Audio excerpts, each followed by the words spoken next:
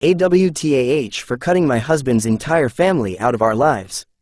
I apologize ahead of time if this story is a bit everywhere. I have ADHD. For some context, my husband, we will call him Tyler, 26M, and I, call me Alex, 26F, met 5 years ago in 2019. We met and instantly clicked and started dating soon after.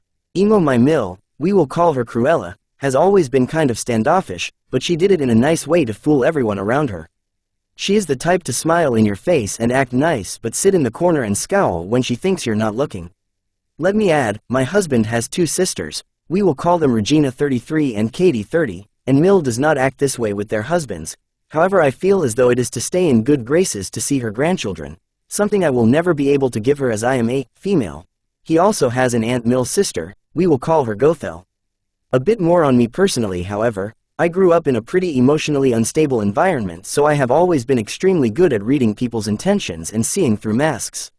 Also, I need to add, for later context, Tyler and I met before I started my transition.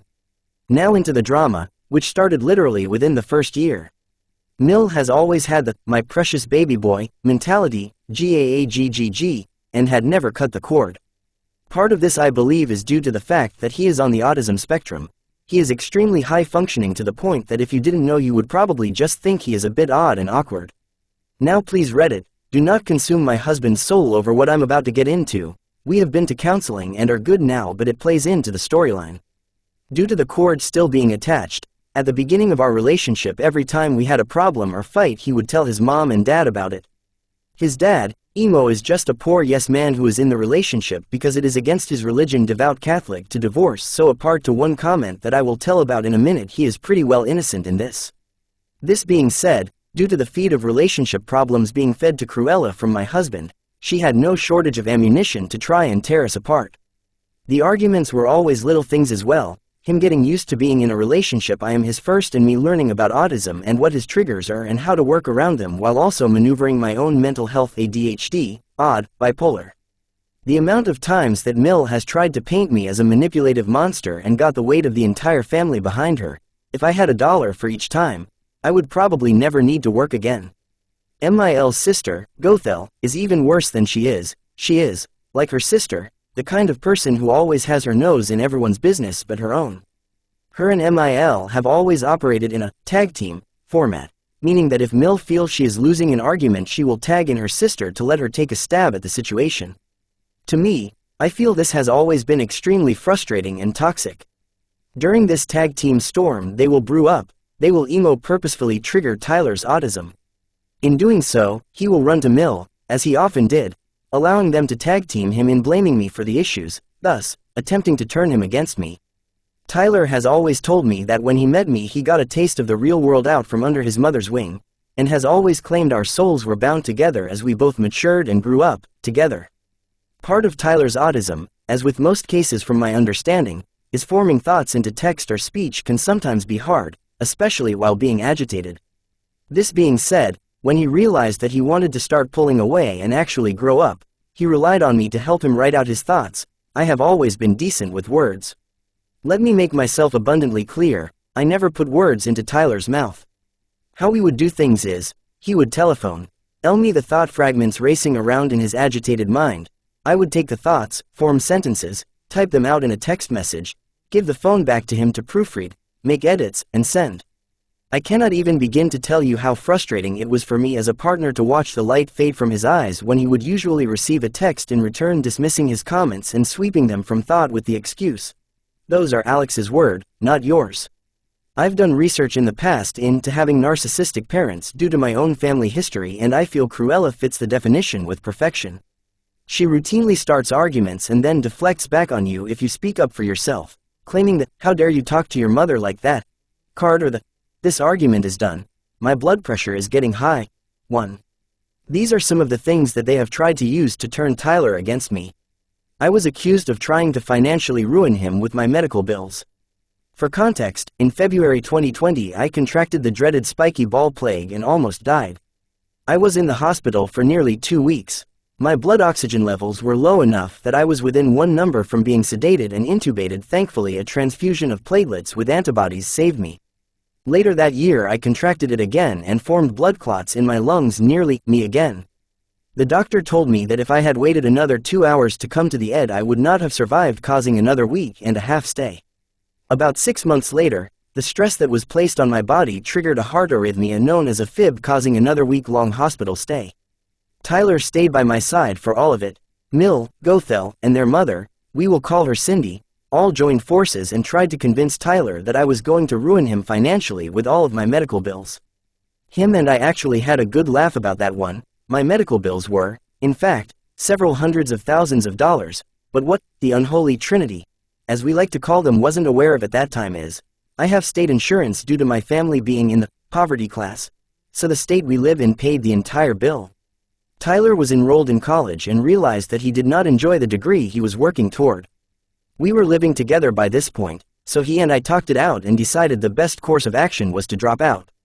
That was apparently me being a negative influence in his life and that he was not going to amount to anything in society without a degree.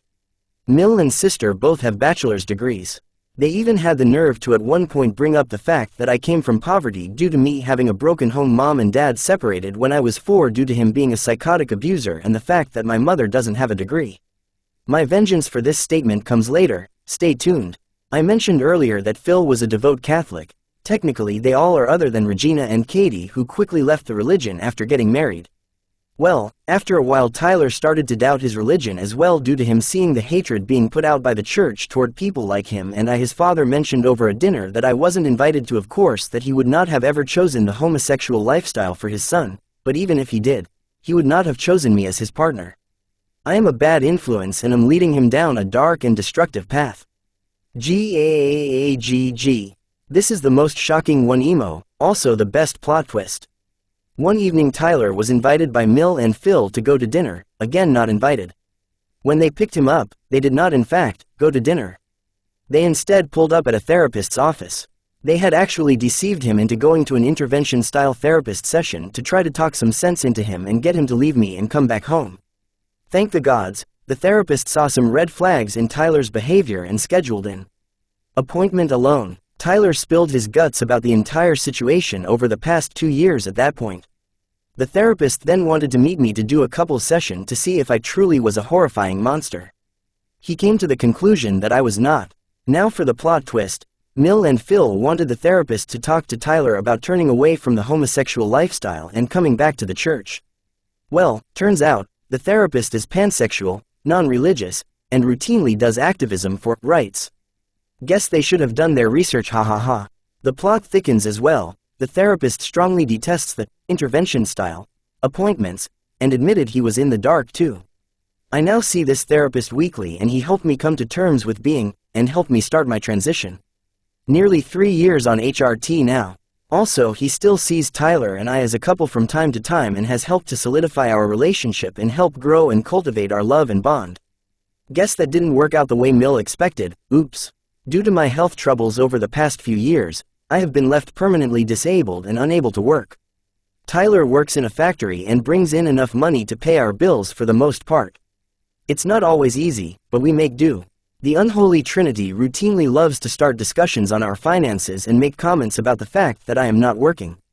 They love to mention that I am a burden to Tyler, who is now my husband. We eloped.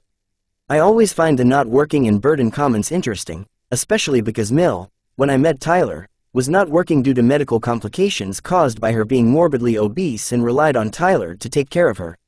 Now that she has had the gastric sleeve surgery and lost weight, she has since gone back to work and just so happens to work at, you guessed it, the same factory Tyler does. She has done nothing but ridicule him and make friends with people to watch him. So now my poor husband can't even sneeze with Mil's goons telling her about it. He is currently job hunting. Now, for some things that have hardened Tyler's feelings against his family. These are directly from him. The family as a whole has planned 3 different family vacations without him. These vacations have been completely planned in secret and Tyler was not supposed to find out. However, the nieces and nephews all under 10 spilled the beans every time. Every year at Christmas, I am completely singled out. At first I wasn't invited at all, but since Tyler and I now live together, he made it clear that he would not be in attendance if I was not allowed to come. The singling out is obvious as well. Every year every kid, sisters' husbands, and Tyler all received $100 to $200 cash from Cindy. However, the first 2 years I did not receive anything, and when Tyler made a stink about it, I then was given $20. Tyler and I have become leery of gifts being given to us by Mill. This is because every time we are given some sort of gift, we don't ask for things. It is almost always followed by some sort of intervention. It is always a lecture about Tyler going back to college, or asking about our finances, or even a couple times Mill demanding us let her have access to our financial records to build us a budget. This one is funny to me. Wait for the vengeance part. As of recent, due to my disabilities, I cannot do any jobs that are labor intensive. Also, due to the amount of specialty doctors I see on a regular basis, it is necessary that I remain on state health insurance. Due to the U.S. health system being comparable to a dumpster fire outside of a fireworks factory, that means I am very limited to how much money I can bring in. Minimum wage of $7.25 is too much. That being said, I have just been recently released by some of my doctors due to my health improving. I have now been cleared to start physical therapy and rehabilitation to get my strength back to where it needs to reclaim my life. Now for my vengeance. I have always heard, the best revenge is your success. Now that I am in the process of reclaiming my life, I have allowed the petty demons out of their cages. Mill has always made comments saying that someone like me is not capable of going to college. IDK what she means by that. She has also made comments about my family being too poor to put me through college. Well, I have news. I have just been accepted as a full-time student in an accelerated bachelor's program in a school for finance. When I have completed that, I have already been promised by the school for a place in their accelerated master's in finance program. Due to my family being in the poverty class, my school is nearly completely paid for. I will graduate with a master's degree in 4 years with less than $15,000 in debt. Mill has also made comments about me not having a job and act like I am a freeloading slob. Well, when I complete my degrees, I will be capable of working 90% from home and make more in a year than Mill, Phil, Gothel, and Cindy do, combined less than 3. Tyler and I have decided that we will then be taking my mother and my grandmother, whom have loved him from day one and immediately accepted him into our tiny little family, and moving across the country, completely out of reach. We have already gone on a blocking spree. Some of the people whom I have shared this story with claim that leaving everyone behind and going no contact is an move, claiming the age-old blood is thicker than water BS. Some say go for it. Yes, the people I've told know the same amount about our past that you now know. So tell me, are we the Oz?